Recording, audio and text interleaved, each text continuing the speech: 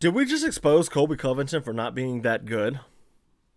I mean, he looked terrible against Leon Edwards at UFC 296. And let's not get in too much on Leon Edwards. A lot of people were like, well, that was a boring fight. This is literally how Leon Edwards has always fought. Don't let those Kamaru Usman fights fool you. Leon Edwards defeated Colby Covington last night to defend his welterweight title at the UFC for the second time, the first time against Usman. His performance against Colby Covington left a lot to be desired, or did it? Leon Edwards shut out Covington, hands down. He went out there and imposed his will to show he's the better fighter, and he was by and large the better fighter. It wasn't even a contest, if we're being honest. Leon Edwards showed Colby Covington, you're not that good. You will always be second best. And Colby Covington always has been and always will only be second best in history. All the antics, all of that brought him all of this fame and nothing to show for it except for an interim title. And you know what an interim title tells you? I'm second best. Colby Covington, let this sink in for a second. Colby Covington will always be second best. At 35 years of age, he said young. No, at welterweight, 35 years old is old, almost ancient. You're done, Colby. You called for Wonder Boy because he's 40 years old. You going back to beating up old people? I mean, think about it. He has no wins over currently ranked welterweights at all. Colby Covington, I love saying it. Colby Covington will always be second best. Let's talk about the fight for a little bit. We're going to be talking about UFC 296 and a lot of the fights on there, so let's get ready to rumble, as the words of Michael Buffer, or it's time, as the words of Bruce Buffer, his brother. I really liked what I saw out of Leon Edwards, although I won't say it was a fun fight to watch. So if you are a member of the website and you go and check out the Substack and stuff and get all that to your email, you would have gotten an article called Leon Edwards and Anti-Wrestling Technique. And this is an article I looked at the Usman fights. I looked at some Gunnar Nelson and I believe, Rafael dos Anjos. And I wanted to see what is Leon Edwards' protocol for a wrestler, because welterweight is full of wrestlers. You got Gilbert Burns, Kamaru Usman, Colby Covington. We got Shavkat Rakhmonov, who we're going to be talking about later, Bilal Muhammad. Welterweight is a wrestler's free-for-all world. And it's very odd to me, or it was, that Leon Edwards rose to the top. He's not a wrestler. And you think the best wrestler would be at the top, and we had Kamaru Usman at the top for a while. So he's not a wrestler. How did he get to the top? And his anti-wrestling technique, his counter-wrestling, and just how he shuts down these fights. So first, he likes to intercept and evade. Those two can kind of go in hand if your fighter's coming forward, but Colby Covington didn't go forward against Leon Edwards. Instead, UFC 296's main event featured Colby Covington backing up. Leon is a pressure fighter, but not like that. Do you follow what I'm saying? He goes out and he throws these long kicks. He'll do the push kick, that's the interception.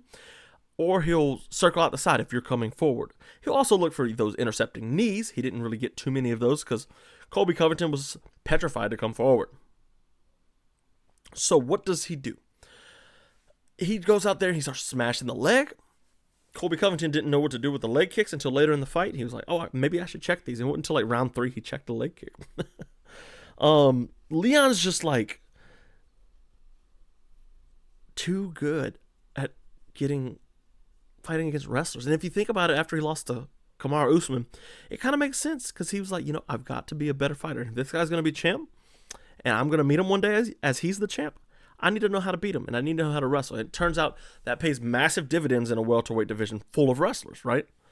So Colby starts looking for takedowns in round like 2, and it just doesn't work for him. Yeah, they're too far out. Yeah, the first one he kind of like just leaned over, and and a lot of people talk, oh, that's terrible technique, but like, this is MMA, you have to worry about punches and knees. You got to get to a leg while you can. And also, Leon's a southpaw. No, Colby's a southpaw. So, Leon, his leg's right there. So, yeah. Ring cutting from Leon was perfect. He didn't follow Covington around, but it's not like Colby would have known what to do if he followed him around anyway. You know, it was one of those things where it's like, Leon's like, I got you, bro. You're going absolutely nowhere. So, yeah, I don't know what to say. Like, low kicks definitely took a toll for Leon Edwards, and you could see, like, the bruising on Colby Covington's leg. Those worked a lot, and Leon's like, I'm just going to keep doing it. If you're not going to do anything about it, I say it constantly, if you're not going to do anything about the low kick, if you're not going to check it, if you're not going to punish me with a cross, if you're not going to do something about the low kick, why should I stop? You have to give a fighter a reason to stop doing something they're having success with. Colby didn't. So, let's see. Colby did manage to get Leon down more so than Usman. Not really, no. He got him down more, but he couldn't control position because Leon's gotten so much better off the ground. He loves the knee shield, and he used the knee shield there to get up in round 3. And as he gets up, he fights the hands like he always does. And as Colby goes to break, he throws that left high kick. It's like, ooh, that almost landed. I was like, man, I hope it lands. Man, I hoped it landed. It didn't. It didn't land at all. It kind of sucked, but whatever. Round 4 early on, Colby Covington shot the takedown, and Leon almost cinched up that choke, and it goes to show, like, Leon's like, I'm your daddy. Get over it. Your daddy Usman's gone. I'm his dad. I'm your grandpappy. Just beautiful performance. There was a couple mistakes that I saw from Leon Edwards that I didn't like. Simply the fact that he was intent on, like, he was determined to wrestle Colby Covington, and that kind of got him put in bad positions. But we saw with his grappling, like, he can get out of these bad positions even against these high-level wrestlers like Colby Covington. Round 5, he's throwing up triangles, arm bars. He almost gets a couple of them. Colby ended the fight on top. Didn't get the finish for Leon Edwards, but it was like a clear shutout. Maybe you can give Colby round 5 for the amount of top time, but yeah, I wasn't impressed by Covington, actually. 2 years layoff, he's 35. He was 33 the last time he fought, which is like the tail end of a prime fighter. And now he's like declining.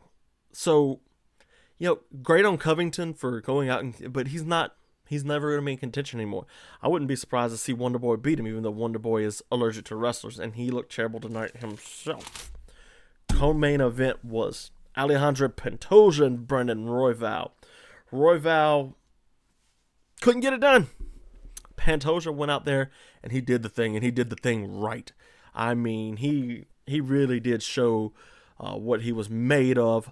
He started out this fight super high pace, and that kind of let me down. I was like, man, you got to be smarter than this. You just went 5 rounds with Brandon Royval, so what are you gonna do? Not with Brandon. You went 5 rounds with Brandon Moreno. There's too many Brandons at flyweight. But Pantoja goes out and he takes on this Brandon Royval, who's an all-action fighter, and it showed in this fight. Pantoja managed to, he managed to take advantage of Royval overcommitting time and time again. So he's looking for the hips. Alexandre Pantoja is looking for the hips over and over again, and Royval fell into the same trap. I'm going to step in, I'm going to square up, and I'm going to throw. And as soon as you get squared up, Alexandre Pantoja shoots the takedown. And he's such a good back taker. He's one of the best in MMA. There's some great threads on there. On Twitter, you can go see, or X, it's called now, I'm sorry. But you can go see that. They got plenty of them. I've retweeted a couple of them. But he's such a good back taker. Like, more people should be taking notes. But again, he's a flyweight. He has different energy requirements and stuff. And yeah, it's just a weird situation. Royval did kind of fight his way back into it, especially round 5. And he was landing a lot of jabs, a lot of just snapping back Alexandre Pantoja's head. And I was thinking, man, maybe Royval might, because Pantoja was gassed. But he's such a gamer. Like, it's crazy to see a flyweight gas. And if a flyweight gasses, he put out some action, because those guys could go forever. So Royval thought he was getting back into it. Gets taken down again. Same thing. Overcommits. Got in on the hips. So, Pantoja, great win by him. I wasn't hyper impressed. Let's see what the rankings are for these guys. Let's see. /rankings. But Pantoja's good, but you got Albazi, Cara France. So whatever for Pantoja. I like it. What else was on this card? Oh, Wonderboy and Shavkat Rakhmonov. Shavkat is the future. I told you we're going to be talking about him because he'll be fighting Leon Edwards either next or the one after that. Depends on if they want to shaft Bilal Muhammad or not. So Shavkat, he really wanted to get Wonderboy to the fence. He knows Wonderboy is not going to be the type of person that I can strike with. And Shavkat has good striking. He has like 8 or 10 knockouts and then 10 or 8 submissions. I think it's 10 knockouts and 8 submissions. So he's well-rounded, but he knew, like, smart game planning. I know that I can't strike with Stephen Thompson. And Stephen Thompson, he's waned a lot. And you could see it in this fight, too. He wasn't as sure on his feet. He got against the cage. He started panicking at one point when he knew Rakhmonov was about to shoot on him. But he's looking for this sidekick, kind of similar to what we saw with Leon Edwards, which, by the way, it's a dream fight of mine. Leon Edwards versus Stephen Thompson. It'll never happen. But Rakhmonov was like, oh, yeah, okay, we're good. I'm going to make sure you don't escape to my left. You can only go to my right, which is my power side. And that made Wonderboy nervous. And you could see it visibly. Like, he's getting antsy. He's feeling back front, looking for the fence and stuff. And it's like, oh, Rakhmonov has him scared. And it's crazy that Wonderboy would be scared of somebody. But, like, when you look at Rakhmonov compared to Stephen Thompson, he's massive. He looks like a middleweight. And Stephen Thompson's like a natural 170er. Like, he looks like a 170er should look. I was just wowed by the size difference. And, the first round it was kind of boring. Rakhmonov just leaned on him and Thompson couldn't get away. But the second round, Rakhmonov got in on a leg a couple times. Wonderboy stayed up, clinching against the fence. He managed to grab another takedown, and Rakhmonov started picking up the knee. Wonderboy jumped really high, and Shavkat said, gotcha. Threw him on the ground. Wonderboy did a good job of walking up the wall. Actually, we didn't talk about that from Leon Edwards, so let's circle back a second.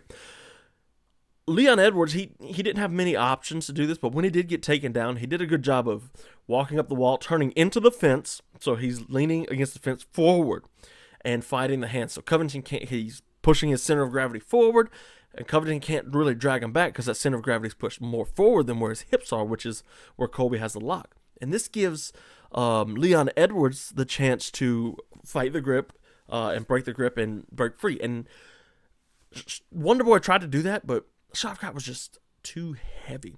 And one thing I really liked, so he was chest to chest, and the hips were together, and Wonderboy's pinned against the fence. So it's like he can't really do much of anything. And then Shavkat backs his hips up and shoots down because Wonderboy's like, oh, I can get out. Shavkat gets on top. What happened was Wonderboy was against the fence. After that, he lifted the knee.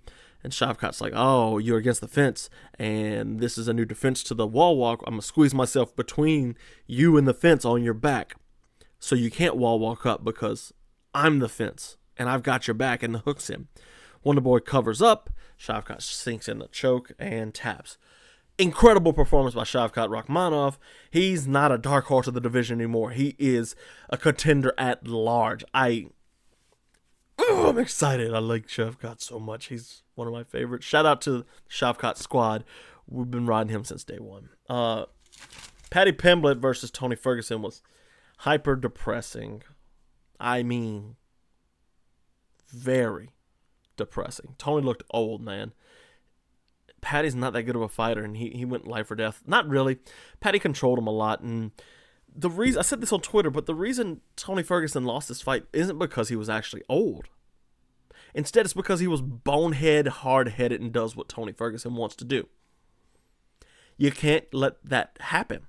Instead of like, oh, I'm going to go ahead and do what I need to do right here and throw up a triangle, look for an armbar, slice him up off my back. That doesn't win you fights. You're losing every second of that position. Doesn't matter if you're doing the more damage. If Pimbllett's on top, he's beating you. And that was the story of the fight. I was very, very depressed about that. Patty, he's cool, but he got to win over Tony now. It's just such a hard slide for Tony. 7 straight. It's time to hang him up. David Goggins is going to have to find somebody else to carry the boats. Josh Emmett and Bryce Mitchell. Short fight. One of the most terrifying knockouts I've ever seen. Mitchell kind of just couldn't get going. Stepped in on 2 weeks' notice to face him. I forget who Mitchell was supposed to fight. Not Mitchell. Emmett was supposed to fight, but man. So, what Emmett would do, he started throwing a jab up top and then a really long left hook to the body. That's a cool combination. I'd like to see him do it in reverse. So throw a lead hook to the body and then the right hook up top instead, kind of like Ilia Topuria likes to do. He should know all about Topuria. But eventually, Mitchell circling out. Josh cuts the cage off nicely, surprisingly. And as Mitchell steps in, Josh is already planted because he's cut the cage off. And right hook over the top, clean to the face of Bryce Mitchell. Right between the eyes, I think. And down goes Mitchell. One of the most terrifying knockouts you'll see because he's on the ground. He seizes up. He's shaking and he's like, oh. It's like, oh my gosh, bro. This is the first death in the UFC. I hope not. Bryce Mitchell. Ugh. We didn't get any Bible freedom things from Bryce Mitchell that I recall, but, he got up and Joe Rogan was screaming about put him on a stool, and I kind of agree. I give Joe his fair share of criticism, but he's right. The guy's leg's going to get torn up or something just from not being on steady legs. We got to be smarter than that. Cody Garbrandt got a win. That was really cool. Aldana managed to come out with a win in the fight of the night. It was actually a pretty bloody thing. Let's see. Who else was on that card that I missed? Cody Garbrandt's knockout of Kelleher was brutal. Oh, my gosh. He was almost as brutal as Josh Emmett. I was like, wow, Cody Garbrandt's back. And it's cool to see Cody Garbrandt go and get a win after an ill-advised move down to flyweight. But he had that, 3-loss skid. He beat a Sunsao with that hook. Lost to Font. That horrible Kaikar France decision to go down to flyweight. But then he moved back up to bantamweight, and he's beat Trevin Jones and Brian Kelleher back-to-back. So, I don't quite remember the Trevin Jones fight, but this fight I'm going to remember. He knocked out Kelleher, so, good on him to get that win. Aldana. Lipsky beat Casey O'Neill. Gary's upset. Tagir Ulanbekov versus Cody Durden. Rear naked choke. Andre Feely beat Lucas Almeida. I got that one wrong. And Shamil Gaziev versus Martin Boudet. Second round knockout. Anyways, guys, that's it for UFC for the year. Kind of sad. What's our next card? Next week we got Joshua and Wilder fighting on the same card, but not each other, which is lame. Let's see. Oh, yeah, it's Ankalaev and Walker that are starting us off for next year. You got that. Nicolau versus Manel Kopp. Okay, Ricky Simone's back. That's cool. Louisiana's Macy Chassaw. Let's go. Arlovsky. Norman Dumont and Yana Santos at 145. I thought they trashed that division. Preston Parsons. Fareed Basharat. Okay, I like Basharat. Let's see. Weston Wilson is fighting again. I don't know why he's still in the UFC. He really isn't. Yeah, he got beat up by Brito. Ooh. Anyways, guys. That's going to be it for me today. I'm still playing with the new camera, so if video quality is not up to par, I'm sorry. I'm trying to figure this thing out. This is not my iPad anymore. This is an actual an action camera, like a GoPro type thing. DJI Osmo Action 3 is what they call it. But, I'm working on a studio since we're doing this live podcast every week. That's going to be it for me. I'll catch you guys on the flip side. To doom later.